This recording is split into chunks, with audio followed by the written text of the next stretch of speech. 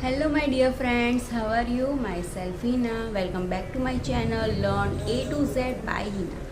Friends, आज की video है नॉवेल है जिसका नाम है क्राइम एंड पनिशमेंट.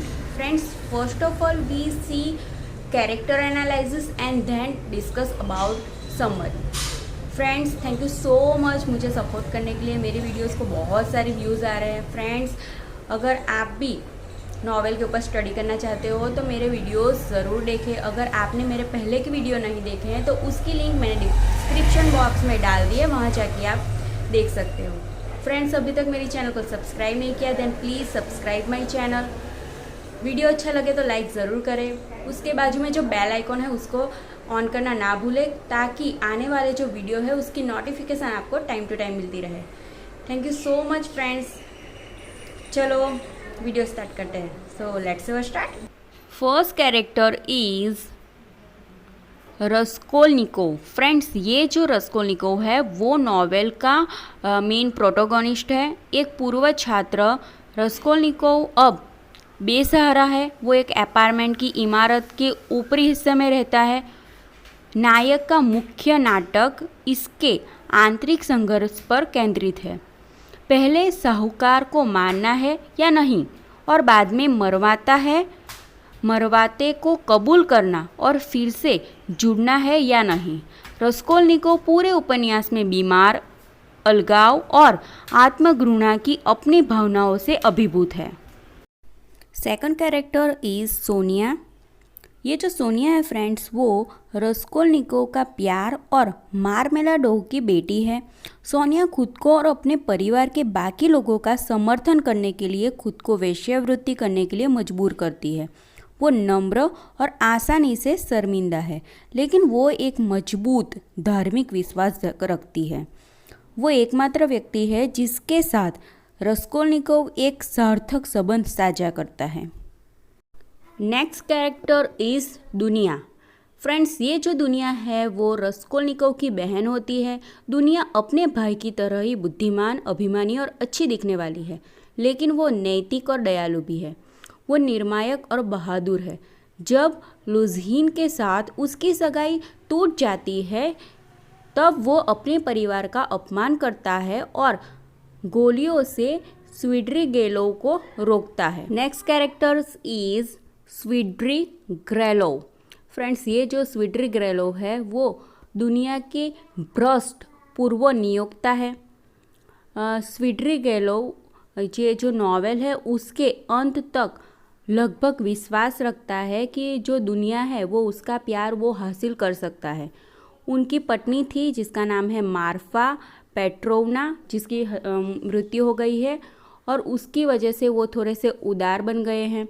लेकिन वो आमतौर पर दुनिया और रस्कोल्निकोव दोनों के लिए एक खतरनाक उपस्थिति है. Next is रंजुमिखिन. फ्रेंड्स, ये जो रंजुमिखिन है वो रस्कोल्निकोव का दोस्त है. एक गरीब पूर्व छात्र. वो अपनी गरीबी का जवाब दूसरों से नहीं बल्कि और भी कठिन परिश्रम करके देता है. रंजुमिखिन रस्कोल्निकोव की फाइल है जो उसकी दयालुता और मित्रता के माध्यम से दर्शाता है कि किस हद तक रस्कोल्निकोव ने खुद को समाज से अलग कर लिया है. कुछ हद तक वो रस्कोल्निकोव के प्रतिष्ठान के रूप में भी कार्य करता है. पल्लेविया अल्क्रेजिड्रोना और दुनिया को सलाह देने और उसकी रक्षा करने के लिए कदम बढ़ाता है. उसका नाम रूसी शब्द रमूज से आया है जिसका अर्थ है कारण या बुद्धिमत्ता. कटरीना मार्मेलाडोव की पत्नी है. कटरीना इवानोवना की गंभीर बीमारी के कारण उसके गाल फूले हुए हैं और लगातार खूनी खांसी होती है उसे. वो बहुत गर्वित है और बार बार अपनी कुलीन विरासत की घोषणा करती है. प्रोफिरी पेट्रोविच हत्याकांड की जांच कर रहे मैजिस्ट्रेट. ये जो फ्रेंड्स पेट्रोविच है जो हत्या हुई है, रस्कोल्निकोव ने जो हत्या की है उसकी जांच कर रहे हैं ये मैजिस्ट्रेट है. प्रोफिरी पेट्रोविच को आपराधिक मनोविज्ञान की एक चतुर समझ है और वो अपराध से लेकर स्वीकारोक्ति तक हर कदम पर रस्कोल्निकोव की मानसिक स्थिति से अवगत है। वो रस्कोल्निकोव का प्राथमिक विरोधी है और यद्यपि वो नॉवेल में कभी कभार ही प्रकट होता है, उसकी उपस्थिति लगातार महसूस की जाती है। Next is मार्मेलाडोव। फ्रेंड्स, ये जो मार्मेलाडोव है वो एक शराबी सार्वजनिक अधिकारी जिसे रस्कोल्निकोव एक सराय में मिलता है, एक बार में मिलता है उसे। मार्मेलाडोव इस बात से पूरी तरह वाकिफ़ है कि उसका शराब पीना खुद को और उसके परिवार को बर्बाद कर रहा है, लेकिन वो रुक नहीं पा रहा है। यह स्पष्ट नहीं है कि गाड़ी के पहिए के नीचे गिरने से उसकी मौत हुई है या फिर जानबूझकर उसने आत्महत्या की है। Next is Luzhin. फ्रेंड्स, ये जो लुजिन है वो दुनिया का मंगेतर है। लुजिन बहुत ही कंजूस, संकीर्ण सोच रखने वाला है और अवशोषित है। उसकी सबसे गहरी इच्छा दुनिया जैसी ही सुंदर, बुद्धिमान लेकिन बेहद गरीब लड़की से शादी करने की है, ताकि वो उसकी ऋणी रहे और उसके इशारों पे काम कर सके। Now we start summary. Friends, ये नॉवेल की स्टार्टिंग उसका जो प्रोटोगोनिस्ट है रस्कोल्निकोव, उससे स्टार्ट होती है। रस्कोल्निकोव एक पूर्व छात्र है। वो सेंट पीटर्सबर्ग में एक रन डाउन अपार्टमेंट इमारत की ऊपरी मंजिल पर एक छोटे से गैरेज में रहता है। वो बीमार है, लता पहने है, पैसे की कमी है और खुद से बात करता है, लेकिन वो सुंदर, गर्व और बुद्धिमान भी है। वो एक भयानक अपराध करने की सोचता है, लेकिन अपराध की प्रकृति अभी तक स्पष्ट नहीं है। वो घड़ी के लिए पैसे लेने और अपराध की योजना बनाने के लिए एक पुराने साहूकार एलोना इवानोवना के अपार्टमेंट में जाता है। बाद में वो एक सराय में एक पेय के लिए रुकता है, जहां वो मार्मेलाडोव नाम के एक व्यक्ति से मिलता है, जो नशे में धुत होकर अपनी नौकरी छोड़ देता है और अपने परिवार के घर लौटने से डरते हुए 5 दिन तक शराब पीता रहता है।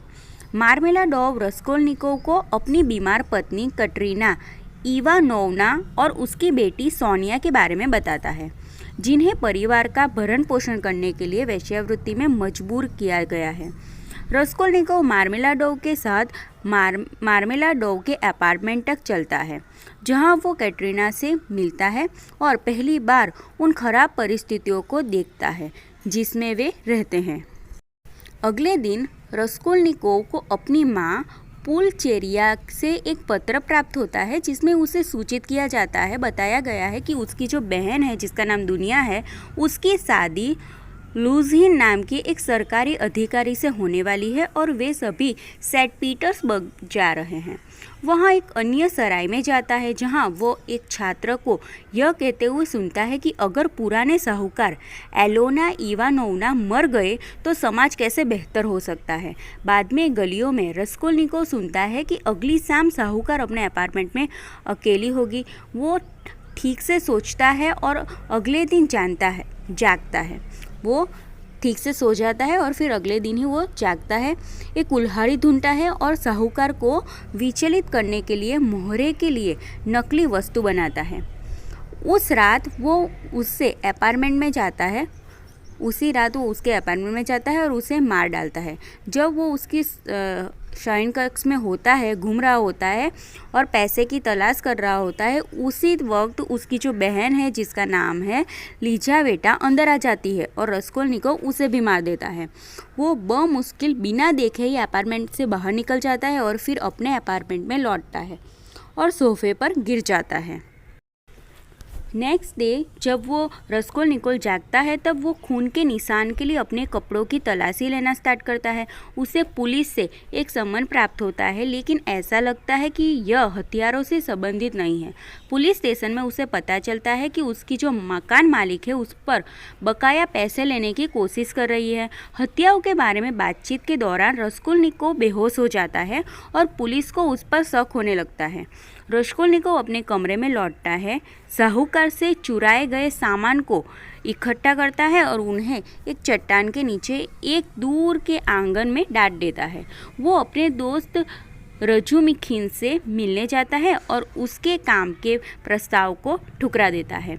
अपने अपार्टमेंट में लौटकर रस्कोल्निकोव एक अच्छी दूह स्वप्न से भरी नींद में गिर जाता है। 4 दिनों के बुखार और प्रलाप के बाद वो यह पता लगाने के लिए उठता है कि उसका गृहस्वामी नस्तासिया और रजुमिखिन उसकी देखभाल कर रहे हैं। उसे पता चलता है कि जोसीमोव, एक डॉक्टर और एक युवा पुलिस जासूस जमायोटोव भी उससे मिलने आए हैं। उन सभी ने देखा कि जब भी साहूकार और उसकी बहन की हत्याओं का उल्लेख किया जाता है तो रस्कोल्निकोव बेहद असहज हो जाता है। दुनिया का जो मंगेतर है जिसका नाम है लुझनिन भी उसे मिलने आता है। लुझनिन के साथ टकराव के बाद रस्कोल्निकोव एक कैफ़े में जाता है जहां वो लगभग जमायोटोव को कबूल करता है कि वो हत्यारा है, उसी ने ही ये हत्या की है। बाद में वो आवेग में साहूकार के अपार्टमेंट में चला जाता है। घर वापस जाने पर उसे पता चलता है कि मार्मेलाडोव को एक गाड़ी ने कुचल दिया है। रस्कोल्निकोव उसे अपने अपार्टमेंट में वापस ले जाने में मदद करता है जहाँ मार्मेलाडोव की मृत्यु हो जाती है। अपार्टमेंट में वो सोनिया से मिलता है और परिवार को अपनी माँ से प्राप्त 20 रूबल देता है। रजुमिखिन के पास अपने अपार्टमेंट में लौटने पर रस्कोल्निकोव बेहोश हो जाता है जब उसे पता चलता है कि उसकी बहन और माँ वहाँ उसका इंतज़ार कर रहे हैं। रस्कोल्निकोव पुल्चेरिया अल्क्रेजेड्रोवना और दुनिया से नाराज हो जाता है और उन्हें कमरे में बाहर निकालने का आदेश देता है। वो दुनिया को लुझनिन के साथ अपनी सगाई तोड़ने का आदेश भी देता है। इस बीच रजुमिखान को दुनिया से प्यार हो जाता है। अगली सुबह रजुमिखिन दुनिया और पुल्चेरिया अलेक्जेंड्रोवना और रस्कोल्निकोव के चरित्र को समझाने की कोशिश करता है और फिर तीनों रस्कोल्निकोव के अपार्टमेंट में लौट आते हैं। वहाँ जोसीमोव उनका अभिवादन करता है और उन्हें बताता है कि रस्कोल्निकोव की हालत में काफ़ी सुधार है। रस्कोल्निकोव एक रात पहले अपने व्यवहार के लिए माफ़ी मांगता है और कबूल करता है कि उसने अपना सारा पैसा, जो उसके सारे पैसे हैं, वो मार्मेलाडोव को दे दिए। लेकिन वो जल्द ही फिर से गुस्सा और चिड़चिड़े हो जाता है और मांग करता है कि दुनिया लुझनिन से शादी न करे। दुनिया उसे बताती है कि वह उस शाम लुझनिन के साथ मिल रही है और हालांकि लुझनिन ने विशेष रूप से अनुरोध किया है कि रस्कोल्निकोव वहाँ न हो, फिर भी वो चाहेगी कि वो आए। रस्कोल्निकोव सहमत हो जाता है। उसी समय सोनिया कमरे में प्रवेश करती है। रस्कोल्निकोव के परिवार की उपस्थिति में बहुत शर्मिंदा होती है। वो रस्कोल्निकोव को अपने पिता के अंतिम संस्कार में आमंत्रित करती है और वो स्वीकार कर देता है। अपने अपार्टमेंट में वापस जाने पर सोनिया का पीछा एक अजीब आदमी द्वारा किया जाता है जिसे हम बाद में सीखते हैं।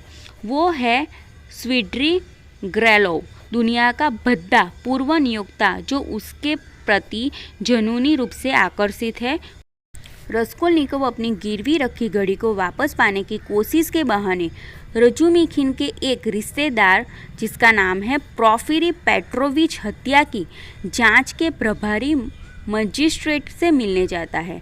रस्कोल्निकोव के आने पर जिम्योटोव जासूस के घर पर होता है। हत्याओं को लेकर रस्कोल्निकोव और प्रोफेरी के बीच तनावपूर्ण बातचीत होती है। रस्कोल्निकोव यह मानने लगता है कि प्रोफेरी को उस पर शक हो गया है और वो उसे एक जाल में फंसाने की कोशिश कर रहा है। बाद में रस्कोल्निकोव और रजुमिखिन बातचीत पर चर्चा करते हैं। यहाँ पता लगाने की कोशिश करता है कि क्या प्रोफेरी को उस पर शक है। जब रस्कोल्निकोव अपने अपार्टमेंट में लौटता है तो उसे पता चलता है कि एक आदमी वहाँ उसकी तलाश में आया था। जब वो गली के आदमी को पकड़ लेता है तो वो आदमी उसे कातिल कहता है। उस रात रस्कोल्निकोव साहूकार की हत्या के बारे में सपने देखता है। जब वो उठता है तो कमरे में एक अजनबी होता है। वो अजनबी फ्रेंड्स और कोई नहीं होता है बल्कि उसका नाम है स्विड्री ग्रेलोव, जो दुनिया से बहुत ज़्यादा आकर्षित होता है। वो जो रस्कोल्निकोव है उसके कमरे में होता है और वो कहता है कि वो चाहता है कि दुनिया लुझनिन के साथ अपनी सगाई तोड़ दे और वो कहता है कि वो मेरे लिए अयोग्य है। मैं दुनिया को 10,000 रूबल की भारी राशि देने की पेशकश करता हूँ, लेकिन उसे रस्कोल्निकोव ठुकरा देता है और बताता है कि उसकी जो पत्नी थी जिसका नाम है मार्फा पेट्रोवना, उसकी वसीयत में दुनिया को 3000 रूबल उसने छोड़ दिए हैं। रस्कोल्निकोव के स्वीड्री गैलोन के पैसे के प्रस्ताव को अस्वीकार कर देता है और उसे मार्फा के भूत को देखने के बारे में बात करते हुए सुनने के बाद उसे संदेह होता है कि वो तो पागल है। स्वीड्री गैलोव के जाने के बाद रस्कोल्निकोव और रंजुमिखिन एक रेस्टोरेंट में दुनिया, पुल्चेरिया, अलेक्जेंड्रोवना और लुंजहिन से मिलने जाते हैं। रमुजिखिन रस्कोल्निकोव से कहता है कि उसे यकीन है कि पुलिस को रस्कोल्निकोव पर शक है। लुंजहिन को यह देखकर अभिमान किया जाता है कि रस्कोल्निकोव उसकी इच्छा के विपरीत भोजन में उपस्थित है। वो स्वीड्री गैलोव के शहर में जाने और दुनिया के दिए गए पैसे पर चर्चा करते हैं। लुंजहिन और रस्कोल्निकोव एक बहस में पड़ जाते हैं, जिसके दौरान लुंजहिन अपनी मंगेतर और भावी सास सहित कमरे में सभी को अपमानित करता है। दुनिया ने सगाई तोड़ दी और उसे जाने के लिए मजबूर कर दिया। उसने जाने से हर कोई बेहद खुश है। रमुजिखिन एक परिवार के रूप में प्रकाशन व्यवसाय में जाने की योजना बनाता है और उसकी योजना के बारे में बात करना शुरू कर देता है, लेकिन रस्कोल्निकोव यह कहकर उसका मूड खराब कर देता है कि वो उन्हें अब और नहीं देखना चाहता। जब रस्कोल्निकोव कमरे से बाहर निकल जाता है तो रमुजिखिन सीढ़ियों से उसका पीछा करता है। वे रुक जाते हैं, आमने सामने होते हैं और रमुजिखिन को बिना एक शब्द बोले ही पता चल जाता है कि रस्कोल्निकोव हत्याओं का दोषी है। वो दुनिया और पुल्चेरिया के पास वापस दौड़ता है ताकि उन्हें आश्वस्त किया जा सके कि जो भी कठिनाइयों का सामना करेंगे वो उनकी मदद करेगा। रस्कोल्निकोव सोनिया मार्मेलाडोव के अपार्टमेंट में जाता है। उनकी बातचीत के दौरान उन्हें पता चलता है कि सोनिया उनके पीड़ितों में से एक लिजावेता की दोस्त थी। वो सोनिया को लाजर की बाइबिल कहानी पढ़ने के लिए मजबूर करता है, जिसे यीशु ने पुनर्जीवित किया था। इस बीच स्वीड्री गैलोव अपने दरवाजे के अपार्टमेंट से छिपकर बातें करता है। अगली सुबह रस्कोल्निकोव पुलिस विभाग में प्रोफिरी पेट्रोविच से मिलने जाता है। माना जाता है कि वो अपनी गिरवी रखी घड़ी के लिए औपचारिक अनुरोध करने के लिए जाता है। जैसे ही वो बातचीत करते हैं, रस्कोल्निकोव को फिर से लगने लगता है कि प्रोफिरी उसे एक जाल में फंसाने की कोशिश कर रहा है। आखिरकार वो दबाव में टूट जाता है और प्रोफिरी पर उसके हाथ मनोवैज्ञानिक खेल खेलने का आरोप लगाता है। उसके बीच तनाव की ऊंचाई पर एक कामगार निकोलाई, जिसे हत्याओं के लिए संदेह के तहत रखा जा रहा है, कमरे में घुस गया और हत्याओं को कबूल कर लिया। मार्मेलाडोव के लिए कटरीना इवानोवना के स्मारक रात्रि भोज के रास्ते में रस्कोल्निकोव रहस्यमय व्यक्ति से मिलता है, जिसने उसे हत्यारा कहा और उसे पता चला कि वो व्यक्ति वास्तव में मामले के बारे में बहुत कम जानता है।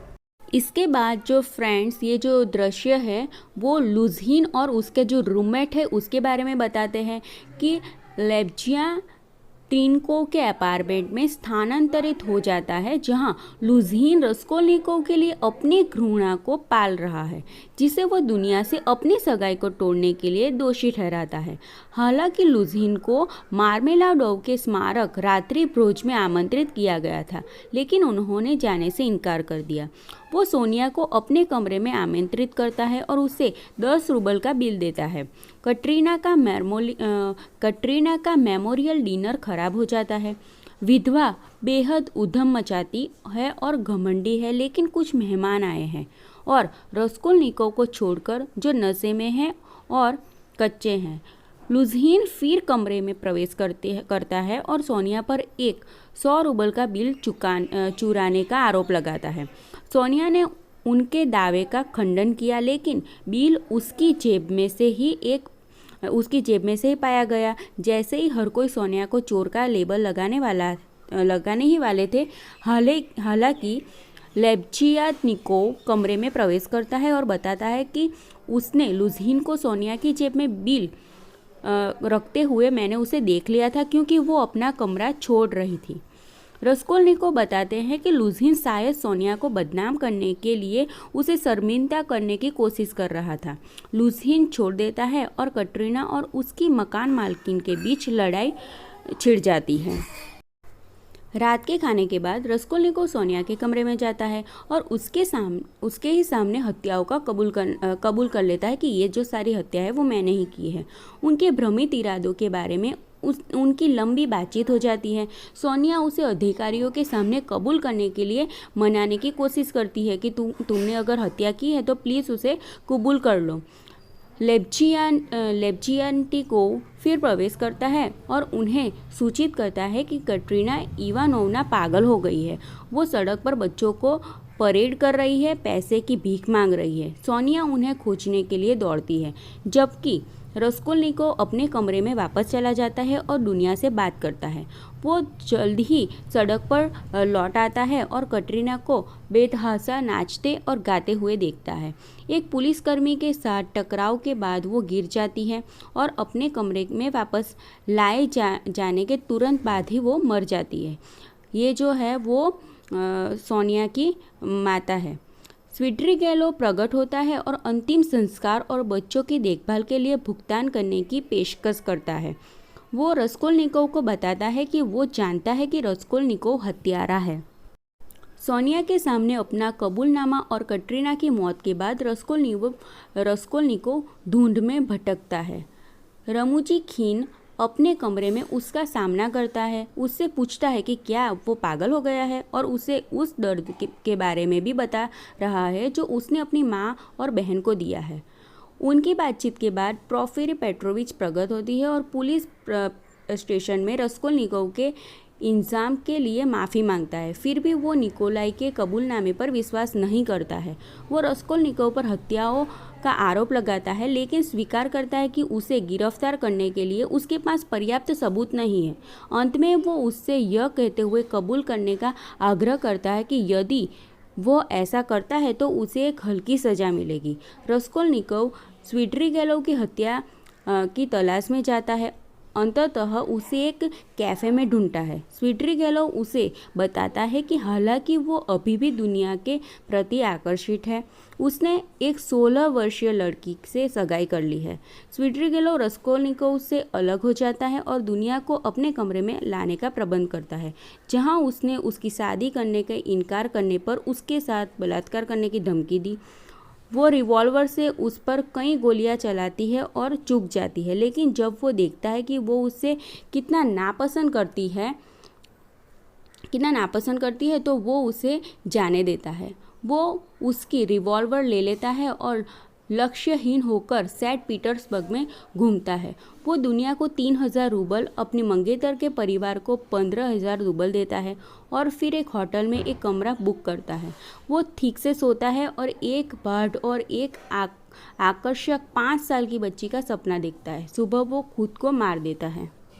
रस्कोल्निकोव जो अपनी माँ से मिलने जा रहा है उसे बताता है कि वो हमेशा उससे प्यार करेगा और फिर अपने कमरे में लौट आएगा, जहां वो दुनिया को बताता है कि वो कबूल करने की योजना बना रहा है। उसके जाने के बाद वो सोनिया से मिलने जाता है, जो उसे पहनने के लिए एक क्रॉस देती है। पुलिस स्टेशन के रास्ते में वो एक बाजार में बंद हो जाता है और जमीन चूम लेता है। वो पुलिस स्टेशन पहुंचता है और स्विड्रिगेलोव की आत्महत्या के बारे में सीखता है कि वो कबूल करने से लगभग पीछे हट जाता है। हालांकि सोनिया की दृष्टि उसे इसके साथ जाने के लिए मना कर देती है और वो पुलिस अधिकारियों में से एक इलिया पेट्रोविच को कबूल करता है। 1.5 साल बाद रस्कोल्निकोव साइबेरिया की जेल में है, जहां वो 9 महीने से है। सोनिया जेल के बाहर के शहर में चली गई है और वो नियमित रूप से रस्कोल्निकोव से मिलने जाती है और उसके बोझ को कम करने की कोशिश करती है। अपने कबूलनामे के कारण हत्याओं के बारे में उसका मानसिक भ्रम और उसके पिछले अच्छे कामों के बारे में गवाही के कारण उसे मौत की सज़ा के बजाय साइबेरिया में 8 साल की कठिन श्रम की कम सज़ा मिली है। रस्कोल्निकोव की गिरफ्तारी के बाद उसकी माँ बेहोश हो गई और उसकी मृत्यु हो गई। रमुजिखिन और दुनिया की शादी हो चुकी थी। थोड़ी देर के लिए रस्कोल्निकोव मानवता से उतना ही अभिमान और विमुख रहता है जितना वो अपने कबूलनामे से पहले था, लेकिन अंततः उसे पता चलता है कि वो वास्तव में सोनिया से प्यार करता है और अपने अपराध के लिए पश्चाताप व्यक्त करता है। तो इसी तरह फ्रेंड्स ये नॉवेल ख़त्म हो जाती है। सो फ्रेंड्स, आई होप आपको ये वीडियो हेल्पफुल रहेगा about your exam, about your study. अगर फ्रेंड्स आपको भी कोई और नॉवेल के बारे में स्टडी करनी है या फिर कोई और नॉवेल का आपको हिंदी में ट्रांसलेशन जानना है, उसकी समरी समझ में नहीं आ रही है, तो आप मुझे बता सकते हो, मैं आपके लिए ये वीडियो ज़रूर बनाऊंगी। Thank you so much all about. Thank you, thanks for watching.